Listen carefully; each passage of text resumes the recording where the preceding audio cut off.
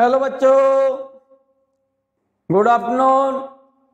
बच्चों, आज हम इस वीडियो में लेकर के आए हैं फ्लूइड मैकेनिक्स का सरफेस टेंशन ऑफ लिक्विड। ठीक है ना। सिंपल सा चैप्टर है ये फ्लूइड मैकेनिक्स का सरफेस टेंशन, और एक इसके बाद टॉपिक आएगा फ्लो ऑफ लिक्विड। ठीक है ना। तो हम बात कर रहे हैं बच्चों, किसी लिक्विड का सरफेस टेंशन क्या होता है। सरफेस टेंशन नोट करते जाइए आप इसे। Surface tension, free surface of a liquid behave as elastic membrane, stretched elastic membrane. Free surface of a liquid behave as a stretched elastic membrane and tries to have minimum surface area. हर एक liquid की surface एक खींची हुई stretched membrane का मतलब होता है खींची हुई झिल्ली की तरह, एक नेट समझते हो ना, जाल खींचे हुए एक स्ट्रेच्ड मेम्ब्रेन की तरह बिहेव करती है। इसका मतलब हर एक सरफेस, लिक्विड की सरफेस अपने सरफेस एरिया को कम से कम करने का प्रयास करती है। क्या मेरे बच्चे? Free surface of a liquid behave as a stretched membrane and tries to have minimum surface area. हर एक लिक्विड की सरफेस अपने सरफेस एरिया को मिनिमम, कम से कम करने का प्रयास करती है। इसका मतलब हर एक लिक्विड की सरफेस एक स्ट्रेच्ड मेम्ब्रेन की तरह बिहेव करती है, एक खींची हुई झिल्ली की तरह व्यवहार करती है। अर्थात हर एक लिक्विड की सरफेस जो है अपने सरफेस एरिया को मिनिमम मींस कम से कम करने का प्रयास करती है। This property of liquid is called surface tension. Liquid की इस प्रॉपर्टी को क्या बोलते हैं मेरे बच्चे? सरफेस टेंशन बोलते हैं। आपने देखा हो, सोप फिल्म देखी है? सोप फिल्म जैसे कपड़े धोते हैं हम, तुमने देखा हो तो कभी कभी उस पर सोप के बड़े बड़े से फिल्म बन जाती है, लेयर। ठीक है ना, बड़ी फिल्म बन जाती है, एक मेम्ब्रेन की तरह बिहेव करती है वो फिल्म। हर एक लिक्विड की सरफेस एक स्ट्रेच्ड का मतलब खींची हुई, मेम्ब्रेन का मतलब होता है झिल्ली, खींची हुई झिल्ली की तरह व्यवहार करती है। इट मीन्स हर एक लिक्विड की सरफेस अपने सरफेस एरिया को कम से कम करने का प्रयत्न करती है, अपने एरिया में क्या करती है? श्रिंक होने का प्रयास करती है हर एक लिक्विड की सरफेस। तुमने देखा हो, अगर जैसे शेविंग ब्रश देखी है, शेविंग जो करते हैं हम, ठीक है ना, शेविंग ब्रश, सोप जब लगाते हैं हम शेव पर, तो उस शेविंग ब्रश को पानी में डालो, और जैसे ही पानी में डालेंगे शेविंग ब्रश को, तो उसके जो बाल होते हैं ना, जैसे ही पानी में डालोगे तो बाल फैल जाते हैं ऐसे। उनके बीच में क्या भर जाता है? पानी। उनके बीच में क्या भर गया? पानी की फिल्म बन जाएगी। और जैसे ही उस ब्रश को बाहर निकालती हो तो उसके बालों के बीच में जो फिल्म बन गई है, और जैसे ही पानी में से बाहर निकाला तो वो फिल्म क्या करेगी? एक स्ट्रेच्ड मेम्ब्रेन की तरह बिहेव करेगी, अपने एरिया को कम से कम करने का प्रयत्न करेगी। और जैसे ही लिक्विड फिल्म इन बालों के बीच में जो बनी हुई है, जैसे ही उसको पानी में से बाहर निकाला तो वो फिल्म क्या करती है? सिकुड़ती है अपने एरिया में। तो बाल क्या करते हैं वो, तुमने देखा हो तो फिल्म स्ट्रेच्ड मेम्ब्रेन की तरह बिहेव करती है। इसका मतलब हर एक लिक्विड की फिल्म अपने सरफेस एरिया को कम से कम करने का प्रयत्न करती है। तो तुमने देखा हो उस ब्रश को, जो शेविंग ब्रश है, उसको पानी में जैसे ही डालते हैं तो बाल फैल जाते हैं। जैसे ही फैलेंगे उनके बीच में क्या आ जाएगा? पानी, लिक्विड फिल्म आ जाएगी। और जैसे ही पानी में से बाहर निकालेंगे तो वो लिक्विड फिल्म क्या करेगी? श्रिंक होगी, अपने सरफेस एरिया को कम करेगी। और सरफेस एरिया को जैसे ही वो कम करेगी, तुरंत वो बाल एक दूसरे से क्या कर जाते हैं? पास आकर के चिपक जाते हैं। किसकी वजह से? Due to surface tension. This property of liquid is called surface tension. ठीक है ना मेरे बच्चे, नोट कर लिया? तो numerically surface tension of liquid is the force acting on unit length of imaginary line drawn on the liquid surface। ठीक है ना, of liquid surface and its direction is perpendicular to this line and the tangential to the liquid surface. Numerically surface tension क्या होता है, जैसे ये कोई liquid की सरफेस है, इस लिक्विड की सरफेस पर कोई इमेजिनरी लाइन हमने ड्रॉ कर दी है। मान जाओ भाई लिक्विड की सरफेस पर कोई लाइन ड्रॉ, तो एक्चुअली तो प्रैक्टिकली तो लाइन ड्रॉ नहीं कर सकते, हम ये मान लें कि इस लिक्विड की सरफेस पर ये कोई इमेजिनरी लाइन है, ठीक है ना, ये कोई लाइन हमने ड्रॉ कर दी। क्या मेरे बच्चे, इस लाइन पर लिक्विड के जितने भी मॉलिक्यूल होंगे उन सभी मॉलिक्यूल्स पर, इस लाइन पर जितने भी मॉलिक्यूल होंगे उसके, भाई इस लाइन पर मॉलिक्यूल होंगे कि नहीं होंगे लिक्विड के, ये वाले होंगे, तो इन मॉलिक्यूल्स के इधर वाले और इसके इधर वाले मॉलिक्यूल्स क्या करेंगे, इन मॉलिक्यूल्स पर एक टेंजेंशियली, इस लाइन के परपेंडिकुलर और लिक्विड सरफेस के टेंजेंशियली, इन मॉलिक्यूल के इधर वाले जो मॉलिक्यूल हैं, इधर वाले मॉलिक्यूल और उसके दूसरी ओर इधर की तरफ जो मॉलिक्यूल होंगे, ये मॉलिक्यूल इन मॉलिक्यूल्स पर लिक्विड सरफेस के टेंजेंशियली और इस लाइन के परपेंडिकुलर डायरेक्शन में एक फोर्स लगाते हैं। क्या लगाते हैं, ये फोर्स लगेगा इन मॉलिक्यूल्स पर, इसके अगल बगल वाले मॉलिक्यूल क्या लगाते हैं, एक फोर्स लगाएंगे और इस फोर्स की जो डायरेक्शन होगी इस इमेजिनरी लाइन के परपेंडिकुलर और लिक्विड सरफेस के परपेंडिकुलर होगी। तो लिक्विड सरफेस पर ड्रॉ की गई यूनिट लेंथ की इमेजिनरी लाइन पर जितना लिक्विड के अदर मॉलिक्यूल्स का फोर्स होगा, उस फोर्स को हम लिक्विड का सरफेस टेंशन कहते हैं। Direction of surface tension is normal to this line and tangential to liquid surface. इस सरफेस टेंशन की जो डायरेक्शन होगी इस इमेजिनरी लाइन के परपेंडिकुलर, या ऐसे कहें लिक्विड सरफेस के टेंजेंशियली। जरा गौर से देख लो इसे ठीक से। आपने लिखा है numerically surface tension of liquid is the force acting on a unit length of an imaginary line drawn on the surface of liquid and its direction is perpendicular to this line। इसकी direction इस imaginary line के perpendicular and the tangential to the liquid surface। Liquid surface पर draw की गई imaginary unit length की imaginary line पर liquid के molecules के द्वारा जो फोर्स एक्ट होता है, यूनिट लेंथ की लाइन पर लिक्विड के मॉलिक्यूल्स के द्वारा जो फोर्स एक्ट होता है उसको हम लिक्विड का सरफेस टेंशन कहते हैं। और इस सरफेस टेंशन की डायरेक्शन इस इमेजिनरी लाइन के परपेंडिकुलर होगी और लिक्विड सरफेस के क्या होगी, टेंजेंशियल। ये बात क्लियर है या नहीं है? मान लो इस लिक्विड सरफेस पर जो इमेजिनरी लाइन ड्रॉ की है, मान लो इसकी L लंबाई पर लगने वाला फोर्स F है, तो according to definition of surface tension, तो यूनिट लेंथ की लाइन पर, यूनिट लेंथ की इमेजिनरी लाइन पर लिक्विड के अदर मॉलिक्यूल्स जितना फोर्स लगाते हैं उसे हम उस लिक्विड का सरफेस टेंशन बोलते हैं। T बराबर F/L, its unit is newton per metre और joule per metre square, joule per metre square. ध्यान दीजिए, न्यूमेरिकली सरफेस टेंशन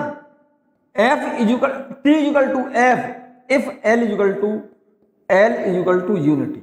आपने यही लिखा है, numerically surface tension of a liquid is the force acting on a unit length of imaginary line drawn on the surface of liquid and its direction is perpendicular to this line and tangential to liquid surface। Liquid surface पर draw की गई unit length की imaginary line पर लगने वाले force को हम liquid का सरफेस टेंशन कहते हैं। इस सरफेस टेंशन की डायरेक्शन इस इमेजिनरी लाइन के परपेंडिकुलर और लिक्विड सरफेस के टेंजेंशियली होती है। मान लो एल लंबाई पर लगने वाला फोर्स एफ है, लिख दिया है आपने। If F is the force acting on length L then surface tension, आपने लिखा है एल लंबाई पर, एल लेंथ पर लगने वाला फोर्स मान लो एफ है, तो यूनिट लेंथ पर लगने वाला force F upon L. So according to definition formula for surface tension T is equal to F upon L. और जाके यूनिट क्या होगी मेरे बच्चे? अरे भाई सरफेस टेंशन की यूनिट क्या होगी? फोर्स की यूनिट न्यूटन और लंबाई की यूनिट मीटर।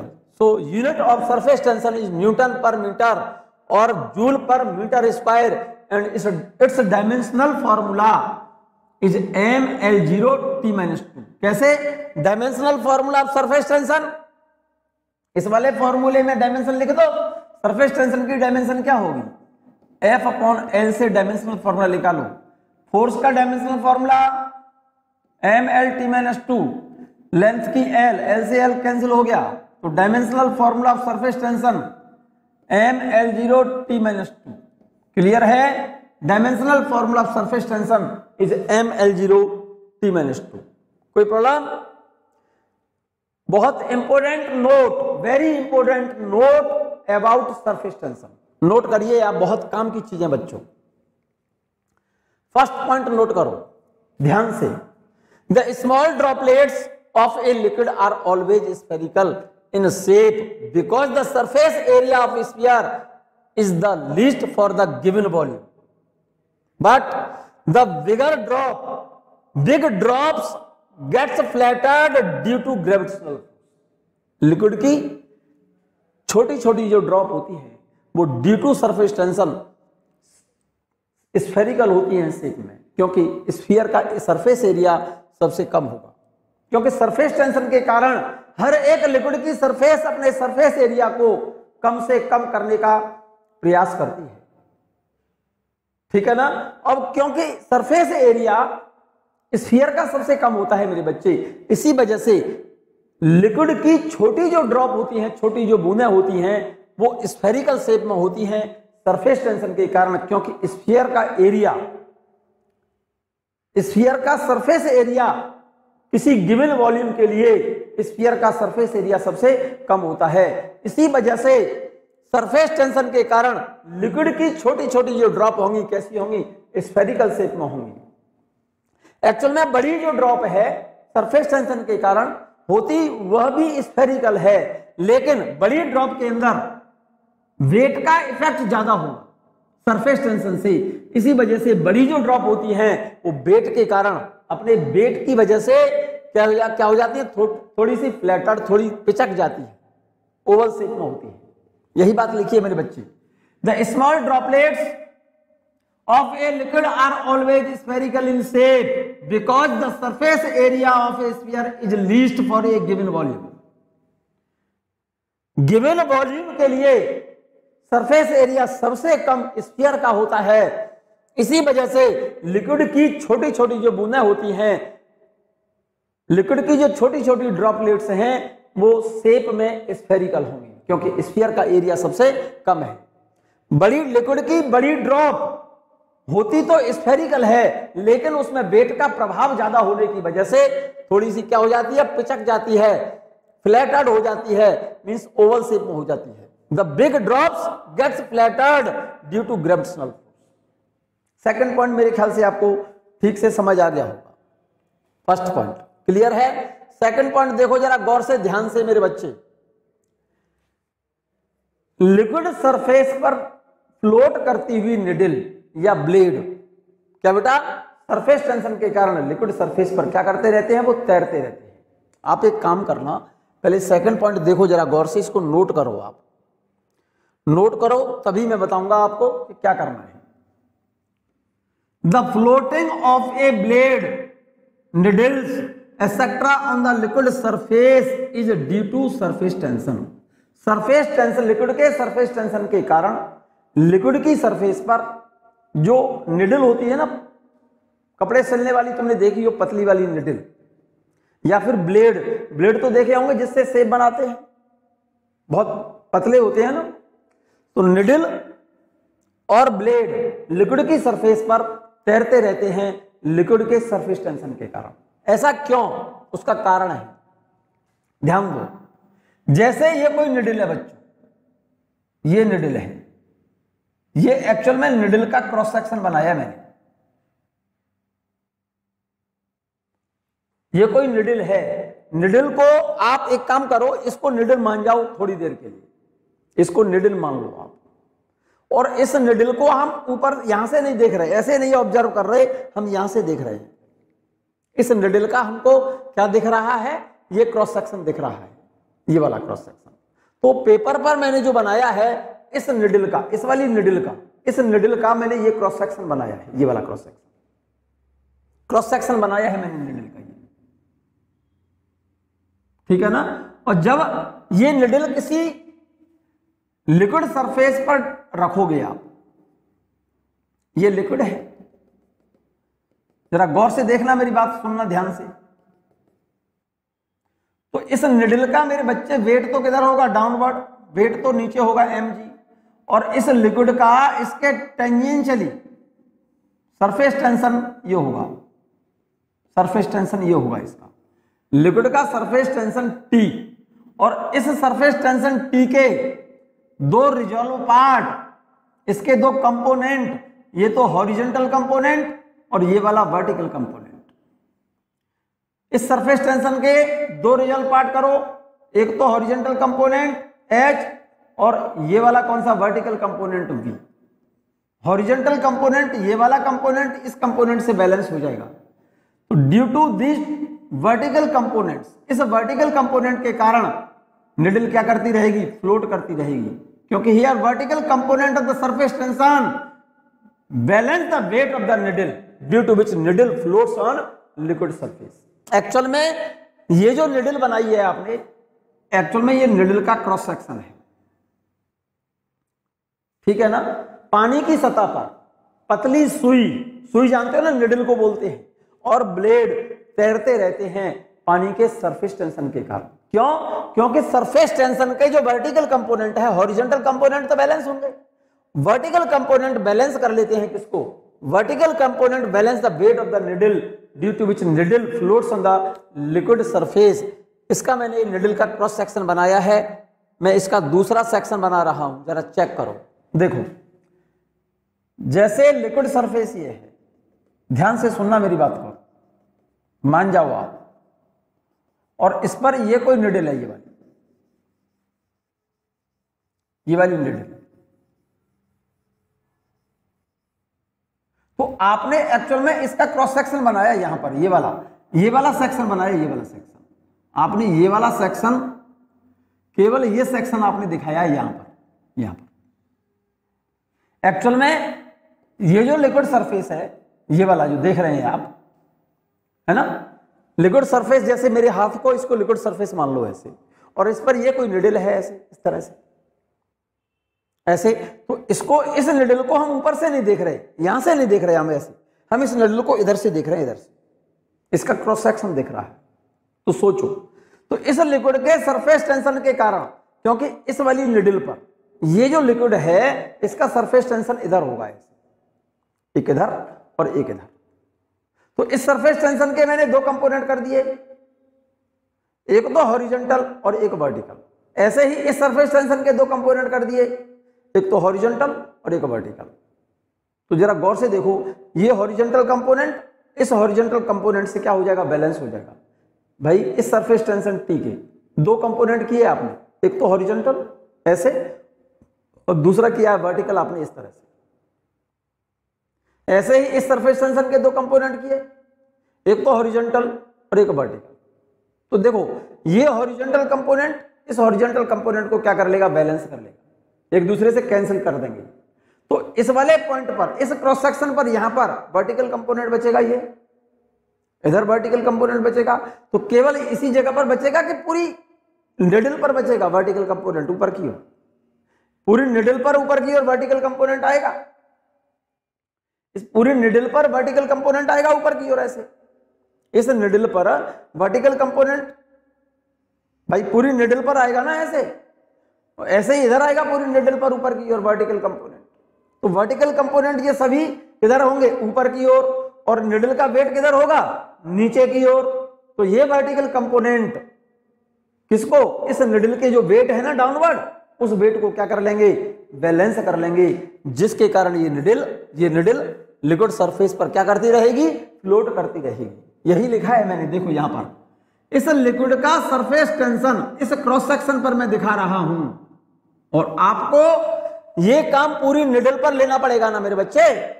तो देखो इस क्रॉस सेक्शन पर देख रहा हूं मैं, तो इस सरफेस टेंशन के दो कंपोनेंट कर लिए आपने, एक तो ये हॉरिजॉन्टल, एक वर्टिकल। ऐसे ही इस सरफेस टेंशन के दो कंपोनेंट कर लिए, ये हॉरिजॉन्टल और ये वर्टिकल। तो ये हॉरिजॉन्टल इसको क्या कर देगा? Cancel out. तो इस वाले सेक्शन पर मींस इस वाले एंड पर, यहां पर ये वर्टिकल कंपोनेंट, ठीक है ना, और ये वेट डाउनवर्ड। तो वर्टिकल कंपोनेंट तो ऊपर और वेट किधर है? डाउनवर्ड। तो ये वर्टिकल कंपोनेंट इस निडल के बैलेंस वेट को क्या कर लेंगे? बैलेंस, जिसके कारण ये निडल लिक्विड सरफेस पर क्या करती रहेगी? फ्लोट करती रहेगी, तैरती रहेगी। ठीक है ना, ये पॉइंट क्लियर हो गया। सेकंड वाला, the floating of a blade and needle etcetera on a liquid surface is due to surface tension. Here the vertical component of surface tension, vertical component ये वाले, ये vertical component, here the vertical component the surface tension balance the weight of the needle, जिसकी वजह से ये needle क्या करेगी? ये vertical component surface tension के जो vertical component हैं इस needle के weight को बैलेंस कर लेंगे, जिसके कारण needle liquid surface पर float करती रहेगी। थर्ड पॉइंट बहुत काम का लिखा है मेरे बच्चे, बहुत बेहतरीन पॉइंट लिखा है, जरा गौर से सुनिएगा। क्या है ये पॉइंट, ये समझो जरा। आपने देखा हो बच्चों, कभी मेले वगैरह में गए हो तो वहां पर मेले में खिलौने वाले जो बेचते हैं ना खिलौने, वो एक छोटी सी डिब्बी होती है उनके पास, और उसमें सोप सॉल्यूशन भरा होता है। क्या भरा होता है उसमें? एक डिब्बी सी होती है, उसमें साबुन का सोप सॉल्यूशन तो समझते हो ना, पानी में सोप डिटर्जेंट घोल दिया और उसमें थोड़ा सा डाल देते हैं वो ग्लिसरीन, और घोल करके उसे भर लेते हैं किसमें? एक डिब्बी के अंदर, एक बर्तन के अंदर। और एक होती है उनके पास ट्यूब पतली सी, और उस ट्यूब के आगे की तरफ एक रिंग बनी होती है छोटी सी। उस रिंग को उस सॉल्यूशन में डुबोया उन्होंने, और ऐसे बाहर निकाल के जैसे ही फूंक मारते हैं ना, नहीं तो उस फिल्म को ब्लो करा देते हैं किसके फॉर्म में? सोप बबल के फॉर्म में। वो छोटे छोटे से बड़े सुंदर से रंगीन कलर्ड सोप बबल दिखाई देते हैं, आपने देखा हो तो। मैं बात कर रहा हूं सोप बबल की बात नहीं कर रहा, मैं सिंपल सी बात बोल रहा हूं। एक बर्तन में पानी ले लेना, पानी लेकर के उसमें थोड़ा सा डिटर्जेंट डाल करके घोल देना उसे। अरे चौड़ी सी प्लेट ले लेना, एक बड़ी सी थाली ले लेना, बड़ी सी, समझ गए ना बात? ठीक है ना, थाली ले लेना, एक बड़ी सी प्लेट ले लेना, बड़ी सी बड़ी, ठीक है। उसमें पानी लेकर के थोड़ा सा, और उसमें घोल देना क्या? डिटर्जेंट। और डिटर्जेंट घोलने के बाद उसमें डाल देना थोड़ा सा ग्लिसरीन। ग्लिसरीन तो जानते हो ना, ग्लिसरीन की 4-6 बूंद डाल देना उसमें, और उसको मिला देना ठीक से, ठीक है ना। मान लो हमने किसी बर्तन में, हमने किसी प्लेट के अंदर या किसी बर्तन के अंदर ये सोप सॉल्यूशन ले लिया मैंने। क्या ले लिया? सोप सॉल्यूशन भर लिया मैंने, ठीक है, भर लिया। एक काम और करना, एक लेना आप स्टील वायर, स्टील का तार समझते हो ना, और उसको रिंग के फॉर्म में मोड़ लेना, ऐसे बेंड कर लेना। ये स्टील वायर है, मान जाओ। स्टील का तार समझते हो ना, पतला सा स्टील वायर या कॉपर वायर ले लेना, और इसको रिंग के फॉर्म में बेंड कर लेना, और इसमें एक लगा देना स्टेम, एक रैकेट की तरह बना लेना इसे। किसकी तरह बना लेना इसे? रैकेट की तरह। ऐसा वायर लेकर के रिंग के फॉर्म में मोड़ देना उसे, और उसमें एक हैंडल लगा देना, ये वाला पकड़ने के लिए, ऐसे पकड़ने के लिए हैंडल लगा देना इसे, और इस वाले रिंग को इस हैंडल से पकड़कर इस लिक्विड के अंदर डुबो देना, इसके अंदर डुबोना है इसको, हैंडल से पकड़ के ऐसे, ठीक है ना, ऐसे डुबो देना इसे। रैकेट की तरह हो गया ना ये। और इसको जैसे ही पानी में उसमें सोप सॉल्यूशन में डुबो दोगे, और इसको धीरे धीरे से, इसको धीरे धीरे इस पानी, इस वाले सॉल्यूशन में से, सोप सॉल्यूशन में, जैसे ही इस रिंग को डुबोया आपने, अंदर चली गई रिंग पे इसमें, और हैंडल पकड़ रखा है, हैंडल से धीरे धीरे करके उसे उठाना पानी से बाहर। इससे पहले एक काम और करना, जब इस रिंग को आपने इस सोप सॉल्यूशन में डुबोया हुआ है, हैंडल से पकड़ लेना इसे और इसको डुबो देना। यहां पर डुबोने के बाद एक लेना पतला धागा, धागा समझते हो ना, अरे भाई स्ट्रिंग बहुत पतली सी जिससे कपड़े सिले जाते हैं, ऐसे पतला धागा लेना, छोटा सा टुकड़ा ले लेना और उस धागे को छोटा सा लेना धागा और उसके दोनों एंड, दोनों सिरे उसके बांध देना। बांध करके उस धागे को इस रिंग के बीच में ऐसे छोड़ना। जैसे छोड़ोगे ना आप इसको, किसको, इस धागे को, यहां पर इसके बीच में छोड़ देना धागे को, इर्रेगुलर शेप होगी इसकी, ठीक है ना। और इस हैंडल को पकड़ करके, इस हैंडल को पकड़ करके यहां से इस हैंडल को पकड़ करके धीरे धीरे से इस रिंग को इसमें से बाहर लाना है, ऐसे बाहर लाना। तो आप क्या देखेंगे, ध्यान से सुनना मेरी बात को बच्चों, आप देखेंगे कि ये जो धागा है, ये जो धागा है, इसके अंदर जरा गौर से देखना, इस धागे के बाहर एक लिक्विड फिल्म बनी होगी और इसके अंदर लिक्विड फिल्म बनी होगी, और ये धागा जो होगा वो इस लिक्विड फिल्म के ऊपर फ्लोट कर रहा होगा। ये वाला इस लिक्विड की फिल्म जो होगी ना, पतली सी झिल्ली इसके ऊपर रखा होगा और इसकी शेप इर्रेगुलर होगी। कैसी होगी, रेगुलर शेप नहीं होगी इसकी शेप ऐसा कोई नियम नहीं है कि इसी शेप का हो, इर्रेगुलर शेप होगी, मतलब कहने का कोई रेगुलर शेप नहीं होगी। इसके बाद एक काम करना, आप एक निडल लेना, निडल तो समझते हैं ना, आयरन निडल, आयरन की निडल ले लेना एक, और इसकी जो आयरन निडल है ना, इसकी टिप, ये नॉब एक कैंडल फ्लेम पर थोड़ा हीट कर लेना। आयरन निडल का जो पॉइंट है ना, आगे वाला हिस्सा, इसको निडल पर, इस निडल का आगे वाले हिस्से को, टिप को कैंडल फ्लेम पर, मोमबत्ती की जो फ्लेम है ना, अरे कैंडल जला लेना, कैंडल नहीं देखी, कैंडल को जला लेना, तो जो फ्लेम निकल रही है उसकी, उस फ्लेम के ऊपर थोड़ा सा गर्म कर लेना इस निडल के आगे वाले हिस्से को, ठीक है ना। और गर्म करने के बाद इस निडल को, इस वाली निडल को बहुत होशियारी से, बड़ा धीमे से इसके बीच में टच करा देना, यहां पर बीच में टच करा देना, इसे यहां पर टच करा देना बीच में कहीं भी। और जैसे ही बीच में टच कराओगे तो क्या होगा देखेंगे आप, देखना जरा, जैसे ही यहां पर टच कराओगे ना, तो देखो मेरे बच्चे होगा क्या, ध्यान से सुनो। जैसे ही निडल को आप यहां पर बीच में टच कराओगे तो क्या होगा, ये जो बीच की फिल्म है ना, इस धागे के बीच में जो फिल्म बन रही है, ये वाली फिल्म, ये वाली जो फिल्म बन रही है, जैसे ही निडल को इसके बीच में यहां टच कराओगे, इस जगह पर कहीं, निडल को जैसे ही आप इस धागे के बीच में यहां कहीं टच कराओगे, इस धागे के बीच में जो निडल को गर्म किया है ना आपने, उसको जैसे ही यहां टच कराओगे तो तुरंत क्या होगा, इसके इस धागे के अंदर जो बीच में फिल्म बनी हुई है वो ब्रेक हो जाएगी, और जैसे ही ये फिल्म ब्रेक होगी तुरंत क्या होगा, ये जो धागा है ना एग्जैक्ट सर्कुलर फॉर्म में आ जाएगा, एग्जैक्ट सर्किल के फॉर्म में आ जाएगा, क्योंकि अंदर की फिल्म तो टूट गई, अंदर की फिल्म टूट गई तो बची कौन सी फिल्म, बाहर की, और बाहर वाली फिल्म क्या करेगी, अंदर की फिल्म ब्रेक कर दी आपने निडल से, तो बची कौन सी फिल्म, बाहर से। अब आपको मालूम है कि सरफेस टेंशन के कारण हर एक लिक्विड की फिल्म अपने सरफेस एरिया को कम से कम करने का प्रयास करती है।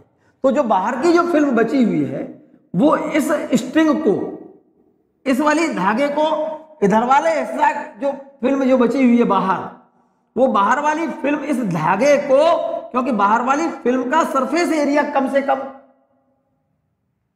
बाहर वाली जो फिल्म है वो फिल्म अपने सरफेस एरिया को मिनिमम करने का प्रयास करेगी।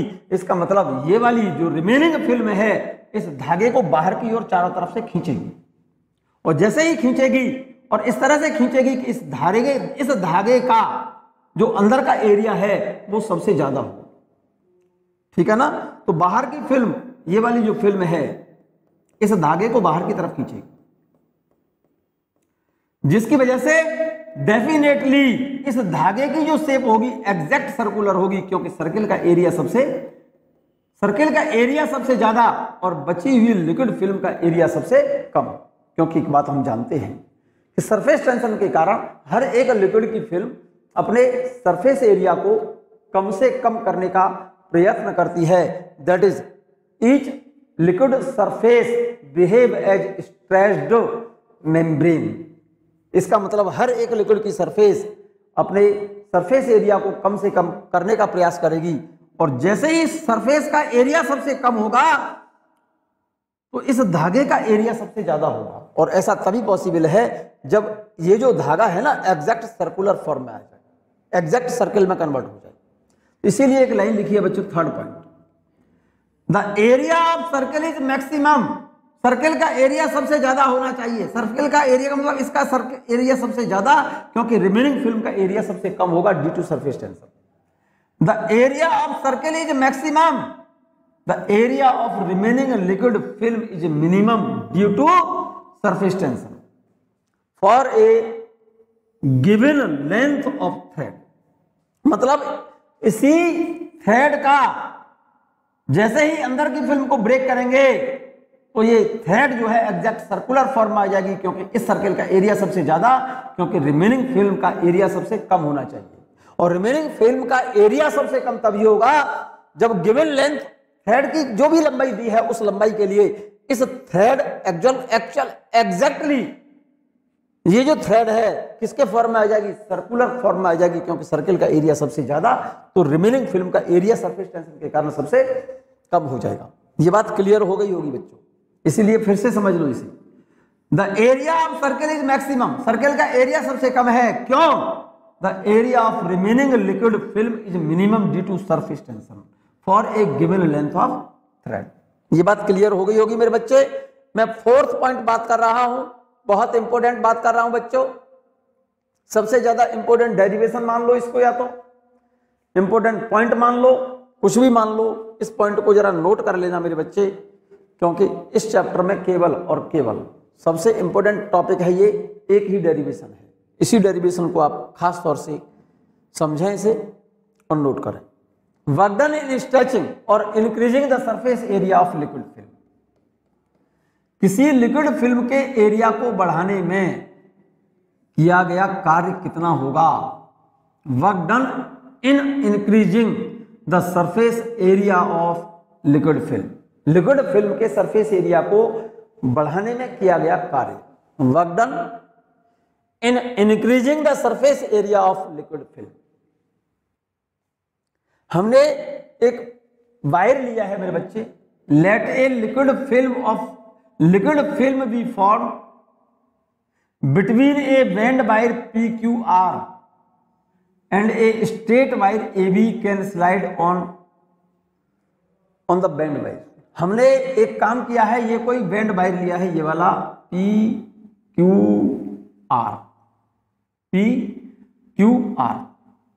लेट ए लिक्विड फिल्म, इस बेंड वायर के बीच में यहां पर एक कोई मेटलिक वायर है ये AB, और इस बेंड वायर और इस वायर के बीच में, स्ट्रेट वायर के बीच में कोई लिक्विड फिल्म बनी हुई है, ये वाली, ये लिक्विड फिल्म है।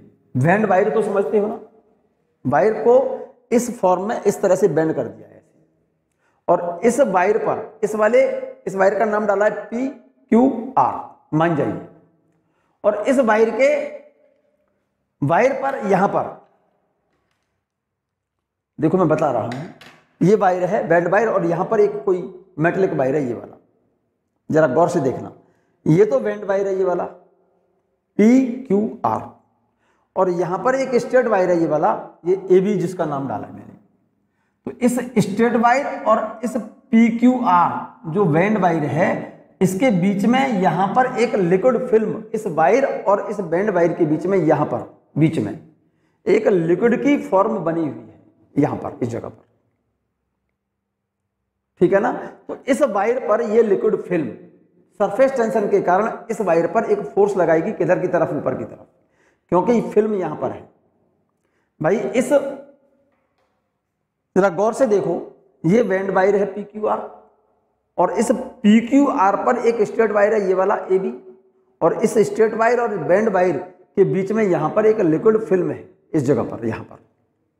तो ये जो फिल्म है इस वायर को इधर टच कर रही होगी ना, इधर, अरे भाई इधर की तरफ टच करेगी, इस वाली साइड पर, और यही फिल्म इधर से भी तो टच करेगी बच्चे इस वायर को। भाई ये वाली जो फिल्म है इस वायर को इधर की तरफ से भी टच करेगी, भाई इधर की तरफ से भी टच करेगी और इधर की तरफ से भी टच करेगी। तो इस वायर पर, इसके बीच में जो लिक्विड फिल्म है इस वायर पर ये जो फिल्म है एक फोर्स सरफेस टेंशन के कारण लगेगा इस पर ऊपर की ओर, ऐसे ऐसे ऐसे ऐसे, और ऐसे इधर लगेगा, ऐसे इधर ऐसे, बोथ साइड लगेगा ना, इधर भी और इधर भी। तो इस वायर पर एक फोर्स एक्ट होगा ऊपर की ओर, वो फोर्स कितना होगा, F बराबर T इंटू इधर कितनी लंबाई मान ली है मैंने वायर की L, और इधर लंबाई L है और इधर भी तो लंबाई L लेंगे हम, तो फोर्स कितना लगेगा T इंटू 2L, इतना फोर्स लगेगा इस वायर पर ऊपर की ओर। बात अच्छे से समझ लो बच्चों। Let a liquid film be form between a bend wire PQR and a straight wire AB can slide on the band wire. ये वायर है, ये बैंड वायर है और इस पर स्ट्रेट वायर है। तो इस बैंड वायर और इस स्ट्रेट वायर के बीच में एक लिक्विड फिल्म फॉर्म हो रही है, और इस फिल्म पर ये वायर स्लाइड करने के लिए फ्री है, ये वाला वायर। इस वायर को हम नीचे भी शिफ्ट कर सकते हैं और इस वायर को हम ऊपर भी शिफ्ट कर सकते हैं, ठीक है ना। अगर ये वायर यहां पर बैलेंस्ड है, ये वायर यहां पर रुका हुआ है, इसका मतलब कितना है, क्या है कि इस वायर का डाउनवर्ड डायरेक्शन में जो वेट होगा वो इस वायर पर सरफेस टेंशन के कारण ऊपर की ओर जो फोर्स लग रहा होगा ना, उस फोर्स से इसका वेट बैलेंस होगा। तो अपवर्ड डायरेक्शन में सरफेस टेंशन के कारण फोर्स कितना होगा इस पर, F equal to T into 2L, और ये वाला फोर्स इस वायर पर ऊपर की ओर है और वेट वायर का डाउनवर्ड है और ये वायर यहां पर बैलेंस्ड है, तो इसका मतलब क्या हो गया, this force balance the weight of this wire. Question problem है तुम्हारी, ध्यान रखना आप, ठीक है ना। यहां पर T क्या है मेरे बच्चे, इस वायर पर ऊपर की ओर लगने वाला फोर्स कितना है T, ये T दिखा है बच्चों, और इनटू ये 2L लिखा है। जरा गौर से देख लेना 2L क्यों लिखा है, क्योंकि इस वाले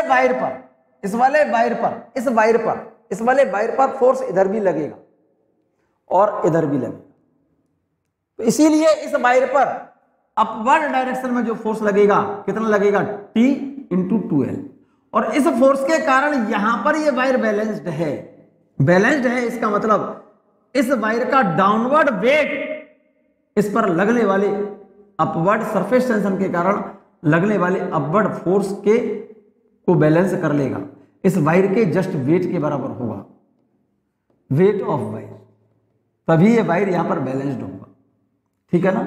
अब हम करना ये चाहते हैं मेरे बच्चे, इस वायर को हम जितना इस पर फोर्स ऊपर लग रहा है T इंटू 2L, उतना ही डाउनवर्ड फोर्स लगा करके हम इसको स्ट्रेच, इस वायर को खींच रहे हैं, नीचे डाउनवर्ड स्लाइड कर रहे हैं, मींस इस फिल्म को हम स्ट्रेच कर रहे हैं। जैसे इस वायर को यहां से जितना इस वायर पर सरफेस टेंशन के कारण फोर्स ऊपर लग रहा है उतना ही फोर्स लगा करके नीचे हम खींच दें, तो ये फिल्म क्या हो जाएगी, यहां से पहले तो फिल्म ये वाली है, ये वाली, अब फिल्म वायर जैसे चल करके यहां से यहां आ गया, तो अब तो फिल्म पूरे एरिया में होगी ना, पूरे एरिया में होगी फिल्म। भाई अब फिल्म कहां तक होगी,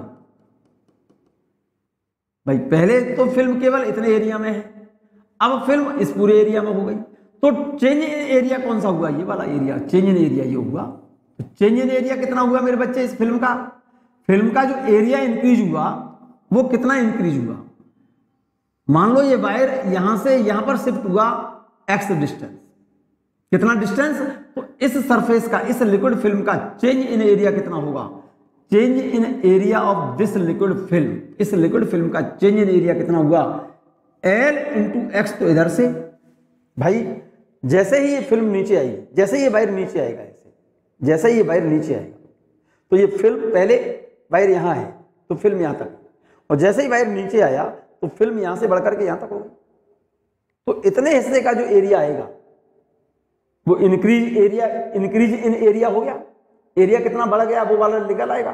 तो इसका इंक्रीज एरिया कितना हुआ, इसका इस बढ़ा हुआ एरिया कितना है, बढ़ा हुआ एरिया कैसे निकालेंगे, एरिया बराबर क्या होता है लेंथ इनटू ब्रेथ। तो इधर वाले सरफेस का एरिया निकलेगा ना, तो इधर भी तो एरिया चाहिए मुझे, इस वाले सरफेस का भी तो एरिया चाहिए। तो ये चेंज इन एरिया आएगा कितना 2L इंटू एक्स, ये इंक्रीज इन एरिया आएगा।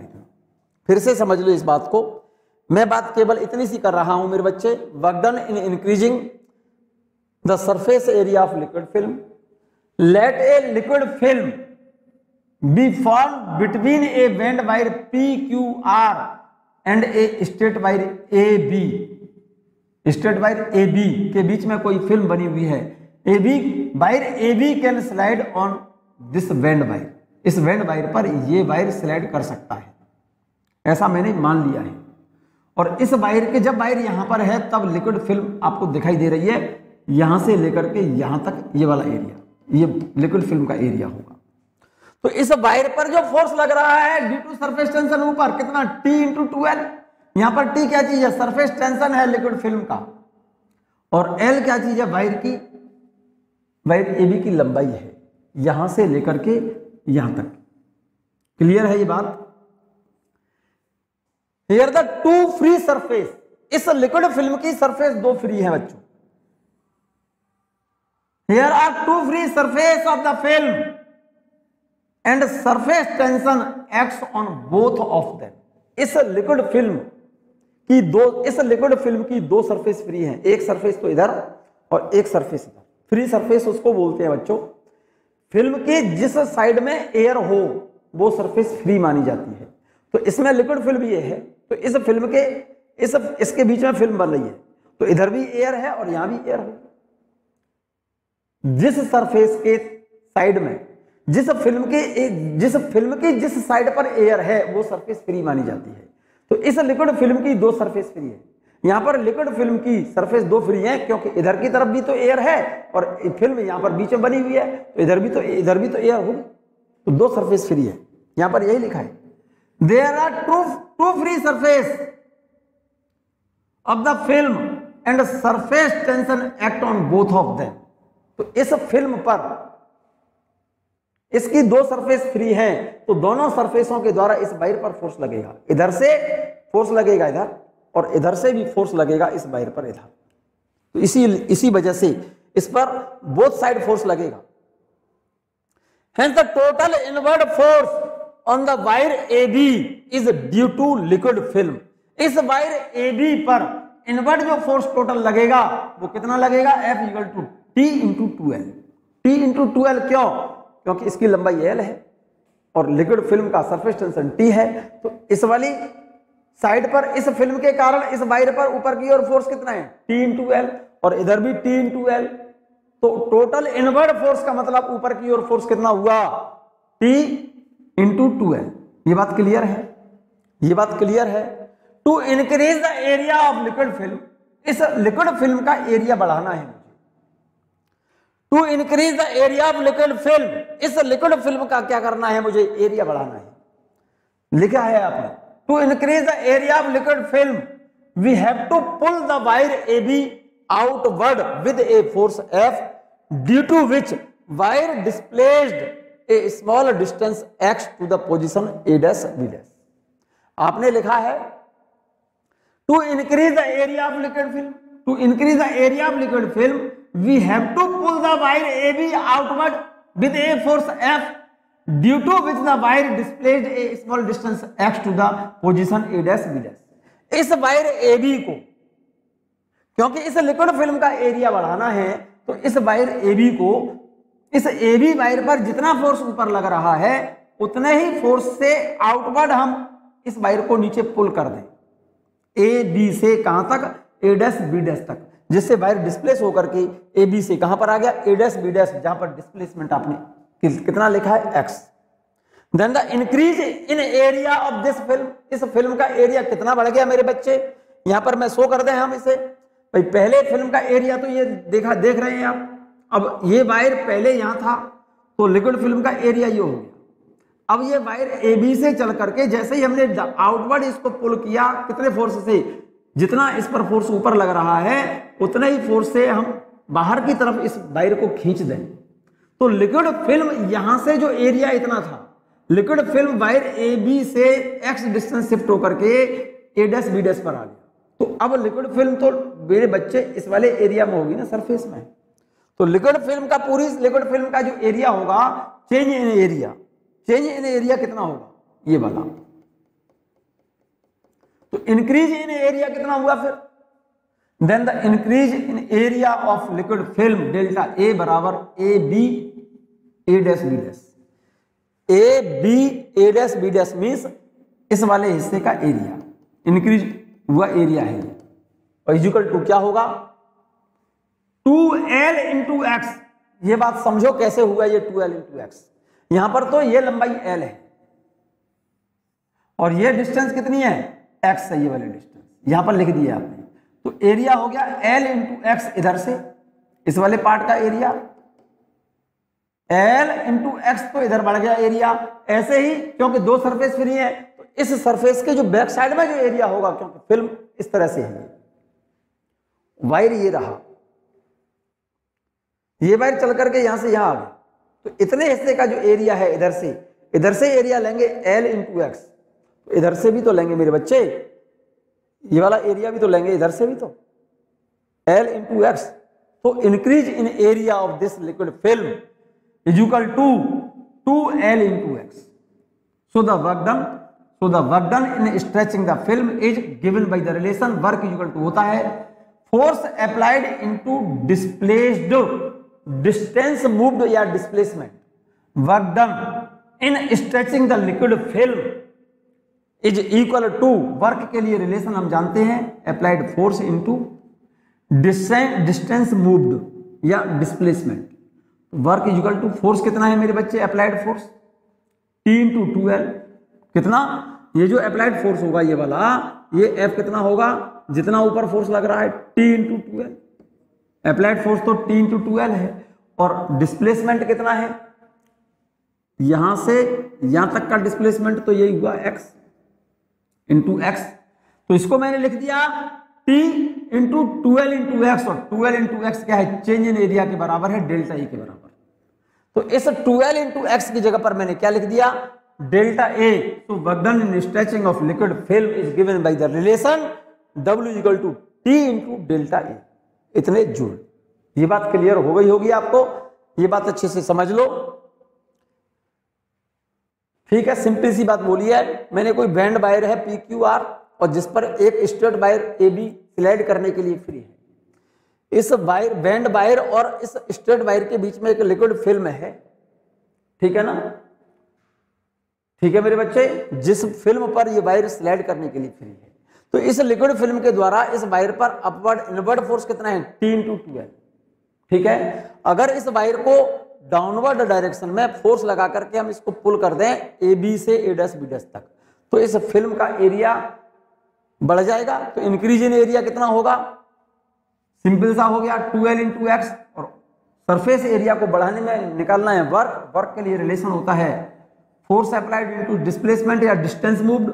फोर्स अप्लाइड कितना है, T इंटू 2L, और डिस्टेंस कितनी मूव किया उसने, x। तो 2L इंटू एक्स की जगह पर क्या लिख सकता हूं मैं, change in area delta A। तो work done in stretching of liquid film is given by the relation W equal to T into delta A, इतने जूल। ये बात अच्छे से याद रखना मेरे बच्चे। हम बात कर रहे हैं, जरा ध्यान दो मेरी बात पर। If the temperature of the film remain constant in this process, liquid की फिल्म का सरफेस एरिया बढ़ाने में अगर लिक्विड फिल्म का टेम्परेचर क्या रहे, सेम रहे। If the temperature of liquid film remains constant in this process, मतलब इस किसी लिक्विड फिल्म को स्ट्रेच करने में लिक्विड फिल्म का टेम्परेचर क्या रहे, कांस्टेंट रहे। यही लिखा है, if the temperature of the film remain constant in this process then this work is stored in the form of elastic potential energy in the liquid film. फिर से समझो इस बात को, किसी लिक्विड फिल्म को स्ट्रेच करने में क्या बेटा, अगर लिक्विड फिल्म का टेम्परेचर कांस्टेंट रहता है तो स्ट्रेच करने में जो किया गया वर्क है वो लिक्विड फिल्म के अंदर किसके फॉर्म में स्टोर रहेगा, इलास्टिक पोटेंशियल एनर्जी के फॉर्म में स्टोर्ड रहता है, यही लिखा है। If the temperature of the liquid film remain constant and this process means in stretching, then this work is stored in the film as its surface energy, और इस surface energy को elastic potential energy of liquid film कहा जाता है मेरे बच्चे। So this work is stored in the form of elastic potential energy in liquid film.